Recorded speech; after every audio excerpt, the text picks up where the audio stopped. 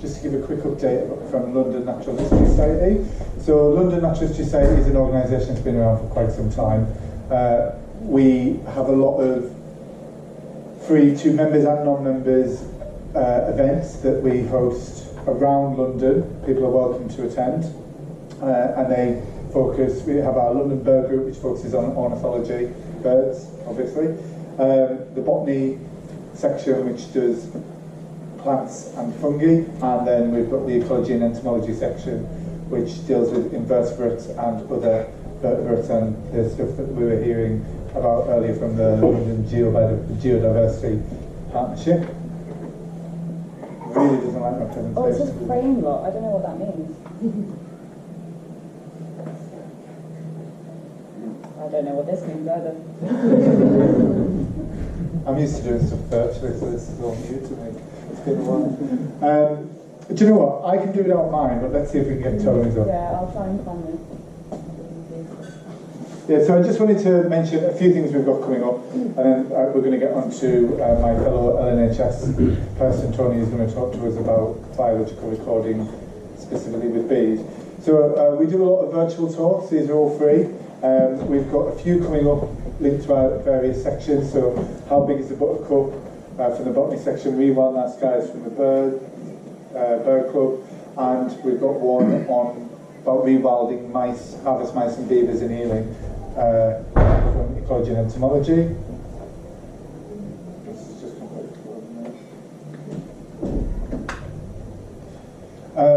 I'd also like to mention that we've got a new book club, and we run that at the London Natural History Museum in the UK Centre for Nature, or the Centre for UK Nature? Centre for UK Nature. I'm not going to pay any workstation. The next book that we'll be focusing on is The Lost Rainforest of Britain by Guy Shrubsole, and that'll be on Wednesday the 4th of December. So if anybody would like to read that book and come along and discuss it in the book club, they're more than welcome. It takes place at the Natural History Museum, 4th of December, 10:30 to midday. I'd also like to mention that the London Butterfly Atlas is a project and a publication that we've been working on for quite some time, and Leslie Williams, who's been leading on that, will be talking about it at our AGM in December. Again, that's virtual and it's free, and anybody can attend, but it should be, watch this space. As soon as it's ready for pre-order your copy. It's a great Christmas gift for everyone. Get it for everyone. And then the final two things I just wanted to mention is we've heard about the local nature recovery strategy for London. LNHS has been very active in engaging with that. A lot of our recorders, our species specialists have been involved in those workshops. So we are feeding into that, and we will continue to do so in that process. And finally, we're quite a volunteer-heavy organisation. Well, we're all volunteers, but we've got quite a few roles coming up that we need filling. So if anybody is looking to give some of their time to a worthwhile society, we've got loads of different positions that are available. Come and have a chat to me. If you really like money and you want to be a treasurer, we're really desperate for a treasurer, as is every society ever. We've not, our poor treasurer has tried to stand down 3 years, just not replaced him. And we're also looking for somebody to lead on our publication, looking after our publication sales as well. And we need somebody to organise our invertebrate field meetings as well.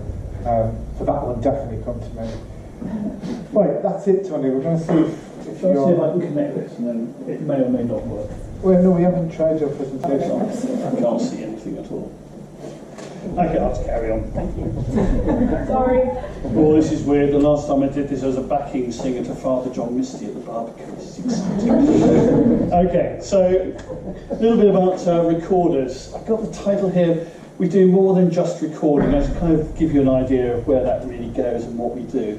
So essentially, I'm going to have to read my prompt from over here. So just move this slightly over this way. So essentially, we have a number of activities that we, as recorders, kind of drive within the LNHS. And the idea is to really inspire and get people out there recording, getting that data, getting that monitoring data to us. And also, as a consequence, through to GiGL as well. That's where ultimately all of our local records in London are going to go. The more people are recording, The more data we have, the more excitement we have in terms of seeing what's around. And also, perhaps most importantly, targeting areas where there are no records. And there are loads of those across London. There's so many areas that are woefully under-recorded. And we really need to be getting more and more people engaged and involved with recording so we know where these sites of special interest are. So we have a variety of things that we get involved with. So I actually started the Bee and Wasp Survey Group, which is a group of us that are involved in really focusing on bees and wasps. I say focusing, as you'll see in a moment, that's not always the case. We also are involved in field recorder days and various other surveys, and also by invitation to various sites that will actually ask us to come along and run surveys and educational visits. We also have been involved in habitat interventions. I'll talk about those in a moment. Then we do things like talks and consultations and bee walks, and later on we'll talk a little bit, if I have time, about the London Bee Hours. In terms of recording, those of you who actually know about recording and certainly submit records to iRecord will know that there aren't many of us doing the verification. So we're slowly working our way through that verification process. But it's really important to make sure that records are being taken and submitted to iRecord, not iNaturalist, nowhere else. Make sure it comes to iRecord because I don't see them otherwise. iNaturalist is really great. I mean, it does some really good things, but its research grade verification process is a little bit iffy at times.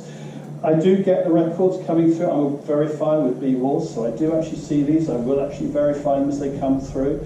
And if you are using iNaturalist, make sure that you're using your real name, not a pseudonym. It's really important. Because keeping those records, the track of records. People are recording on both iRecord and iNaturalist. I don't know who these people are. So if you don't match up, it makes it difficult for me to assess, are you a known recorder? Are you a newbie?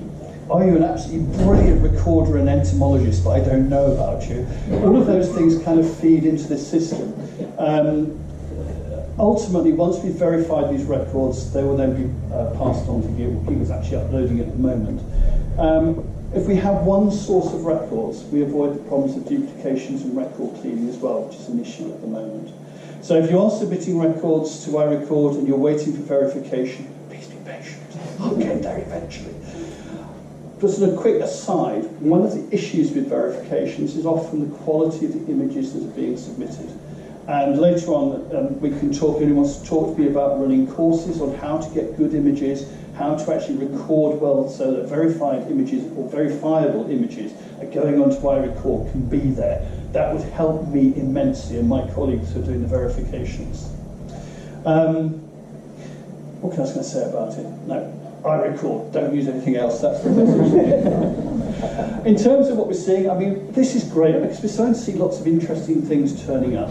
So we've got some news for this year, for example, we've had some new ones. So Nemada indigo we found on Monster Flats, for example, a new kleptoparasitic bee for the area. We're seeing Hedicon rutilans, which is a wasp, which is a kleptoparasite of Philanthus triangulum, which is the bee wolf. How many people here have seen a bee wolf this year? How many people don't know what a bee wolf is? Okay, I'll quickly go back. So that's a bee wolf. That's a male one, but they're quite cute. They're rather nice and wasps. But these wasps, any beekeepers here? No, good. These love honeybees. So they feed their larvae about 5 bees per cell, per egg. So they're very effective and wonderful predators of honeybees. Of course, we want to reduce the number of honeybees in London, don't we? Discuss later. What else have we got? Oh yes, so we also have Hopliteus andunca, which was first discovered in the UK around about 2016, and this is the Viper's bugloss bee, and that's beginning to appear in little sites here and there. Again, hopelessly under-recorded. It probably is around in other places, but people don't know what they're looking for, and miss it perhaps. Then we have things like Andrena pilipes, which is the black mining bee, which is, again, we thought it was a rare bee, but it's actually going to appear all over the place, along the Thames estuary and the surrounding areas, both in Kent and in North London as well, north of the Thames, I mean. It's a bee that was thought to be very rare. It's quite difficult to separate from another bee, which is Andrena nigrospina. And also we seem to have about two populations, one in the southwest of the UK and our sort of eastern version as well. This is a bee that's beginning to appear in more places in London. And again, it's why we need to be doing the recording. We talked about the LRS before. This initially comes out as being a high-risk bee, a bee that's not very rare, not to be found very often. But now we're finding it in all sorts of odd places. It nests in very isolated patches. So again, more recording effort, more observation, more awareness, so we'll know where this bee is and know how to actually improve. It's a lovely bee, so we want to see more of them anyway. These are also mostly ground nesting bees, by the way. So the Bee Wasp Survey Group, essentially what we do, we have a WhatsApp group where we share information and have lots of rather interesting discussions. So if anybody wants to join it, send me a message to say why you want to join it. It's not automatic. And then you can join that and help us with, and this is also a means of actually spreading information, having discussions and being educated as well. As I mentioned before, although we're all really, really passionate about bees and wasps, inevitably we get distracted by other things as well. So there's a non-bee wasp group as well. So we have another sort of version where we can sort of other things get talked about. But this includes though also the canopid flies, the parasitic flies that are associated with bees and wasps. So we have quite a lot of interest going on in there. And then for everybody else, there's the Bee and Wasp Events WhatsApp group as well. So anything turns up, we want to go for a quick survey, we want to do something, get information across to our group very quickly, or anybody else who's interested in bees and wasps, join it. So just send me a message for your telephone or whatever, and I'll send you a message back and you can join that. So as a recorder, I'm not just recording, we're trying to drive and educate at the same time.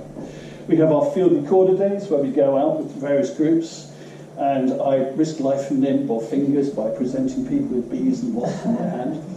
Don't often get stung, but do so occasionally. And we get, that's again, it's partly a learning process, and it's also about recording as well. And you can book onto those usually through the biological recording company Eventbrite. So that's Keiron's outfit. We have invertebrate study days at the Natural History Museum, where people, any of you can sign up and come along and get taught how to identify, in my case, bees and wasps, but also other invertebrates as well. And a number of the other recorders will be in residence, if you like, and will help out with identification problems, challenges, and getting you involved as well. Really, really important thing to do.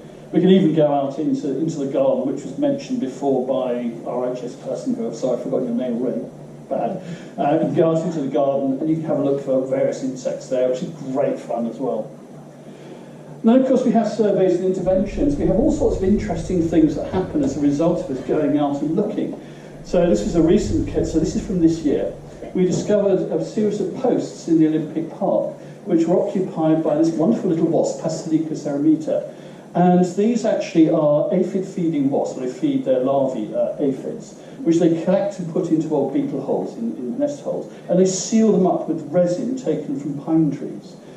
This is the first London record for this particular species of wasp, found in the Olympic Park in one area with about 4 pine trees and a playground. It's not found anywhere else. But the important thing there is those 3, this idea of the elements back to Russell's ecological praxis. If you want to go and create sort of environments, something will arrive, something will come.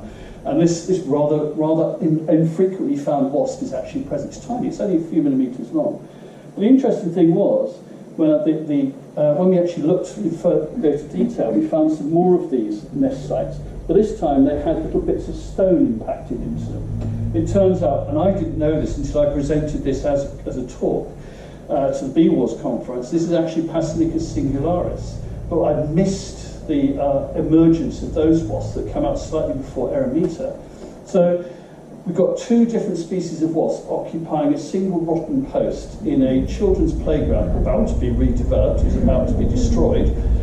So we were able to intervene, stop the destruction, brilliant, but also it emphasises the fact that constant monitoring is really required, otherwise you miss things because you have these cycles of appearance and disappearance. So the more people are looking, the more often they're looking and they're recording, the better for us in terms of understanding what's happening in our ecosystems. And similarly, we're back to the Olympic Park. There is a bit of a northeast London focus in all the talks we're having at the moment. But at Olympic Park, for example, if you look on the, this little area here is a run-up that some of the sports, I think some of the cyclists were using for training. They were running up and down the bank, eroding it. As a consequence of that erosion, Odoneris spinipes has occupied that patch. So you've got lots and lots of these wasps which build these fantastic little funnels which they create over their nest site. Along with several other species, a whole assemblage of bees and wasps using this temporary site which is created by the activities of people doing things. So again, that interaction between people, environments, habitat creation is really important and also, actually what I'm not showing, that grassy area over here, is actually full of the curculid larvae that these wasps actually collect. So you've got the forage area right next to it as well. And again, we've now engaged with the Olympic Park, or it's actually Lee Valley in this case, to actually try and preserve this site in some way, to actually keep it going. So at least it can translocate somewhere else naturally before the site's repaired, because it doesn't look very nice.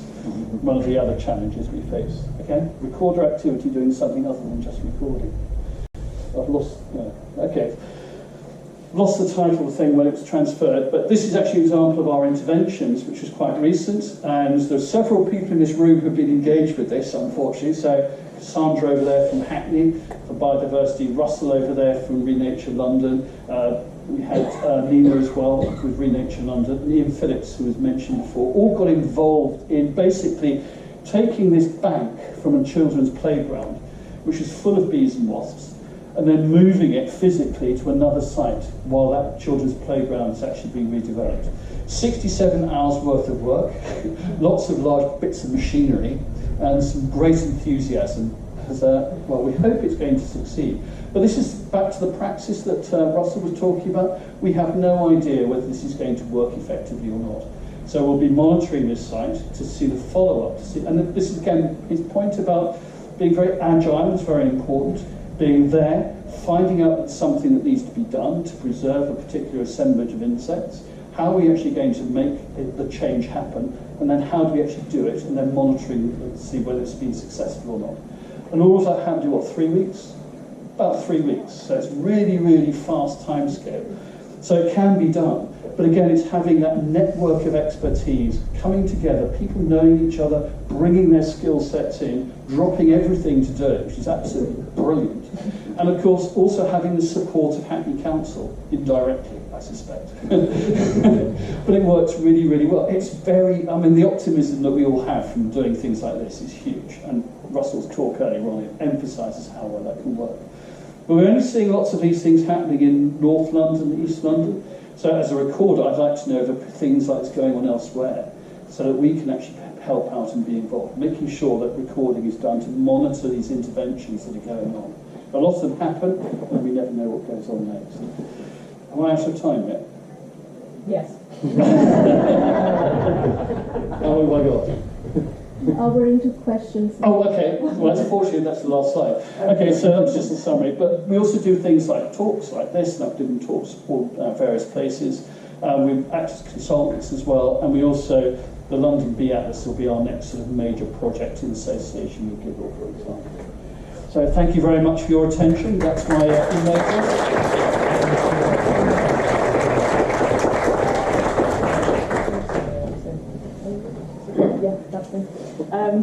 Thank you for the LNHS. We do have time for some questions, if there are any. Thank you, silence. A surprise. I did have one, but I wrote it on my phone, so please bear with me.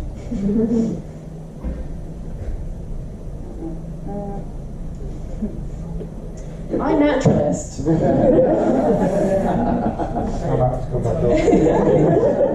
knew this was going to stir some emotions.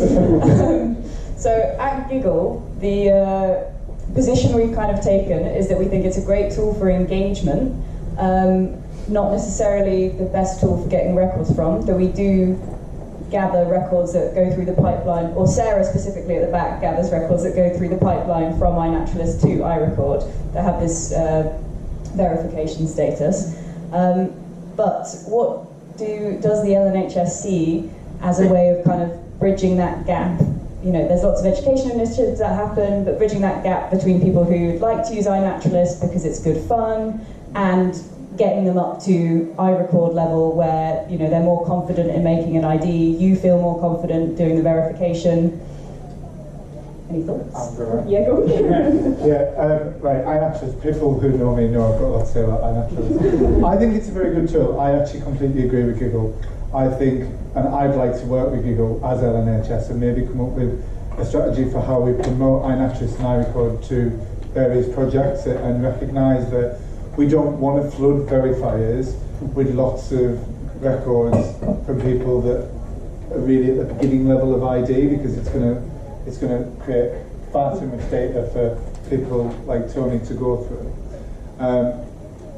So I think it's just about educating. I think it's about educating the people that are running citizen science projects rather than trying to educate the public about individually about what they should use. We should recommend the correct tool for the correct project.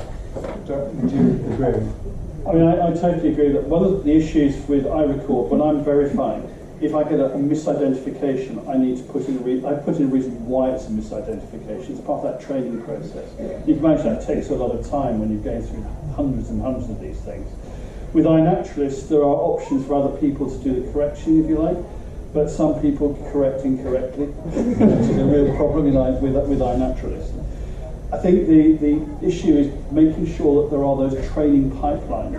So us actually running workshops, running invertebrate study days, running field recorder days helps in getting people to understand not necessarily the ID, but how do you generate an image which captures all the parts you need to make the verification. That's the real problem. Some of you may have submitted to iRecord and haven't been verified yet because the image is not good enough. For example, if it's something I'm not familiar with, I will need to see certain elements, but I can't see them.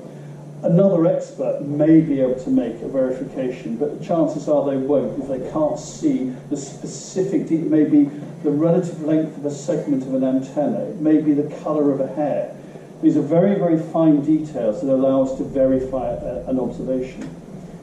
BWARS in particular has a very stringent verification process, which is probably overkill, to be honest. We lose a lot of records because they are so strict. We're a little more lenient in that sense. But the more detail we have, the better the images, the more likely verification to take place, and the learning as well, because we can feedback. I think technically iNaturalist offers the opportunity to teach better, whereas iRecord is very much for the endpoint monitoring, get the data in, so GiGL has a good record set.